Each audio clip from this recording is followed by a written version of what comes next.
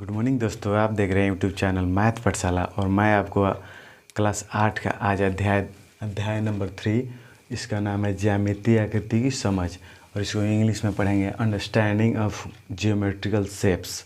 और ये क्लास 8 का अध्याय 3 स्टार्ट हुआ है। तो इसमें सबसे पहले देखिए, इसमें पढ़ना है बहुभुज, लेकिन आपको कुछ जैसे आपको छोटी छोटी चीज़ों को समझना पड़ेगा, तभी उसके बाद हम बहुभुज को बताएंगे बहुभुज के बारे में। तो सबसे पहले देखिए बिंदु किसे कहते हैं, यानी पॉइंट क्या है। यानी ऐसी आकृति जिसकी ना लंबाई हो, ना चौड़ाई हो, ना ऊंचाई हो, उसे बिंदु कहेंगे। तो बिंदु किसे कहेंगे, जैसे देखिए ये क्या है, एक बिंदु है, ना इसकी लंबाई है, ना चौड़ाई है, ना ऊंचाई हो, तो ये क्या है, एक बिंदु हो गई। अब देख इसके बाद पढ़ेंगे हम रेखा किसे कहते हैं, लाइन किसे कहते हैं। यानी ऐसी आकृति जिसकी लंबाई अनंत हो, यानी ऐसी आकृति जिसमें केवल लंबाई हो और चौड़ाई तथा ऊंचाई ना हो, उसे रेखा कहेंगे। जैसे देखिए रेखा कहेंगे, ठीक है। लेकिन सबसे पहले समझिए रेखा का निर्माण कैसे होता है। तो रेखा का निर्माण एक एक बिंदुओं के मिलने से ही रेखा का निर्माण होता है। जैसे देखिए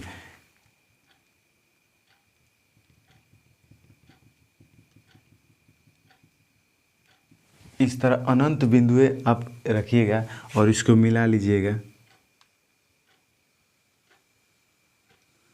तो ये अनंत तक जाएगी। तो देखिए ये एक एक बिंदु मिलकर क्या बनी, एक रेखा का निर्माण किया। और इसकी केवल क्या, एक लंबाई ही ना है, ना इसका मोटाई है, ना चौड़ाई है, तो इसकी केवल लंबाई है, तो इसे क्या कहेंगे, रेखा कहेंगे। अब देखिए हम पढ़ते हैं रेखाखंड किसे कहते हैं, यानी लाइन सेगमेंट किसे कहते हैं। यानी रेखा का वह बिंदु जिसमें दो अंत बिंदु हो, यानी रेखा का वह बिंदु जिसमें दो अंत बिंदु हो, उसे रेखा कहेंगे। जैसे देखिए मान लीजिए ये कोई एक रेखा है, इसकी अंत बिंदु ये है और इसका ये अंत बिंदु, ये तो रेखा है ना एक, और इसके अंत बिंदु यहाँ पर इसे मान लीजिए ए और इसे बी। यानी रेखा का अंत बिंदु एक ए है और रेखा का अंत बिंदु बी है, यानी तो इसे क्या कहेंगे। तो देखिए ए और बी इसका अंत बिंदु है ना, तो इसी को रेखाखंड कहा जाता है। कह रहा है जब एक बिंदु पर दो या दो से अधिक सरल रेखाएं मिलती हैं तथा दो रेखाओं के बीच झुकाव को कोण कहेंगे। जैसे देखिए एक बिंदु है, यहाँ पर दो सरल रेखाएं आकर मिल रही है, एक बिंदु है, इस पर दो सरल रेखाएं आकर मान लीजिए ये मिल रही है, ठीक है। इधर सरल रेखा एक बिंदु पर और एक यहाँ पर मिल रही है, ठीक है। तो ये एक रेखा है और ये भी एक क्या है, रेखा है। एक बिंदु पर दोनों आकर मिल रही है और इसके झुकाव पर जो झुकाव जो है ना, ये झुकाव दोनों के बीच क्या है, झुकाव है, तो इसी को क्या कहेंगे, एंगल, यानी कोण। इसे क्या कहेंगे, एंगल कहेंगे, यानी इसी को क्या कहेंगे, कोण। अब हम देखिए पढ़ेंगे अध्याय 3 का पहला टॉपिक बहुभुज किसे कहते हैं, यानी बहुभुज क्या है, पॉलीगन। इसे क्या कहेंगे, इंग्लिश में पॉलीगन। यानी रेखाखंडों की सहायता से बनी सरल एवं बंद आकृतियाँ बहुभुज कहलाती है। यानी देखिए रेखाखंड बहुभुज, देखिए बहुभुज बनने के लिए दो रेखाखंडों से नहीं बहुभुज बन पाएगा। बहुभुज बनाने के लिए कम से कम 3 रेखाखंडों की सहायता लेंगे हम। 3 से अधिक भी ले सकते हैं, लेकिन 3 से कम नहीं होगा। जैसे देखिए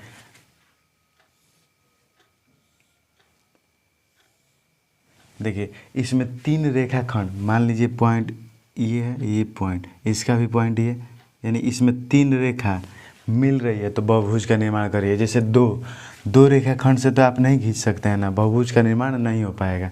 तो जैसे 3 रेखाखंड से ये बना है, ये भी क्या है, बहुभुज है। ये तो बहुभुज नहीं कर पाएंगे ना, क्योंकि ये सरल तो है लेकिन बंद आकृति नहीं है। तो ये दो रेखाखंड से आप बहुभुज का निर्माण नहीं कर पाएंगे। बहुभुज का निर्माण करने के लिए आपको 3 रेखाओं की आवश्यकता होगी, 3 से अधिक भी हो जाएगी। जैसे देखिए ये क्या है, एक बहुभुज हो गया। जैसे 4 रेखाखंड देखिए ले रहा है, 1 2 3 4, तो इसमें 3 से अधिक भी ले सकते हैं। यानी बहुभुज के लिए 3 या 3 से अधिक रेखाखंडों का प्रयोग करेंगे, तभी बहुभुज का निर्माण होगा। और ये क्या है, एक सरल एवं बंद आकृति है। ये क्या है, सरल एवं बंद आकृति, सरल है और बंद आकृति। ये देखिए अगर इसको आगे की तरफ बढ़ाइएगा तो एक दूसरे को कभी भी कहीं भी नहीं कटेगा। ये भी बढ़ाइएगा आगे की तरफ इस तरह, तो एक दूसरे को कहीं भी नहीं कटेगी, एक दूसरे को कहीं भी नहीं काटेगी। अगर काट दी तो ये सरल नहीं है। ये भी देखिए, ये भी यहाँ से बाहर की तरफ भागेगी, ये भी बाहर की तरफ, ये तो यहीं पर रुक गया, यानी यहीं पे एक बिंदु है। ठीक है, तो ये क्या होगी, सरल एवं बंद आकृति बहुभुज कहलाएगी।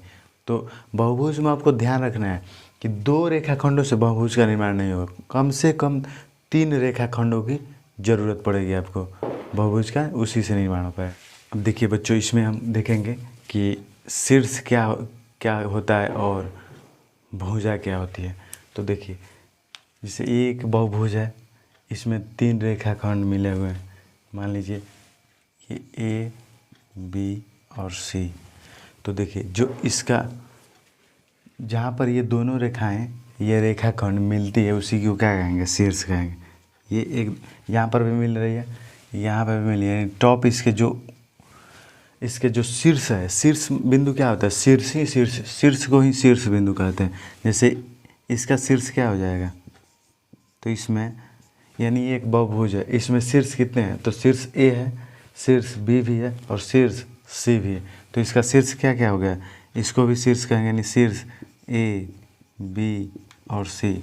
और इसके भुजा मतलब होता है इसका बाँह, यानी ये क्या होगी, ये रेखाखंड, ये है ना, इसके अंत बिंदु जहाँ पर मिल रहे, इसी को क्या कहेंगे, भुज कहेंगे, यानी भुजा कहेंगे। तो भुजा देखिए, भुजा ए बी, बी सी और सी ए, ये क्या हो गई, भुजा हो गई। और ये क्या हो गई, शीर्ष हो गई। जैसे चार रेखाखंड है ना इसमें, तो इसे बहुभुज, इसे भी क्या कहेंगे, बहुभुज कहेंगे। तो इसका भी शीर्ष क्या हो जाएगा, मान लीजिए यहाँ पे ए हो गया, बी हो गया, सी डी, तो इसका शीर्ष ये हो जाएगा, इसका शीर्ष यानी इसमें इस बहुभुज में कितने शीर्ष हैं, 4 शीर्ष है, यानी शीर्ष ए, बी, सी और डी इसके शीर्ष बिंदु है। ठीक है, शीर्ष बिंदु। अब इसमें देखिए भुजा, यानी 2 शीर्ष बिंदुओं के बीच को क्या कहेंगे, भुजा कहेंगे। बीच की दूरी, यानी 2 शीर्ष बिंदुओं के बीच की दूरी को क्या कहेंगे, भुजा कह लेंगे। जैसे ये क्या होगी, ये एक शीर्ष है, ये और ये एक शीर्ष, दोनों शीर्ष बिंदुओं के बीच की दूरी, यानी ये क्या हो गई, भुजा हो गई, भुजा। तो भुजा इसको लिखेंगे ए बी भुजा और बी सी भुजा और सी डी भुजा और डी ए, क्या होगी, एक भुजा होगी। अब आज के लिए इतना ही, तो आज के लिए इतना ही रखते हैं। अगर आपको वीडियो पसंद आ रही है तो लाइक कीजिए, कमेंट कीजिए और सब्सक्राइब कीजिए। जय हिंद।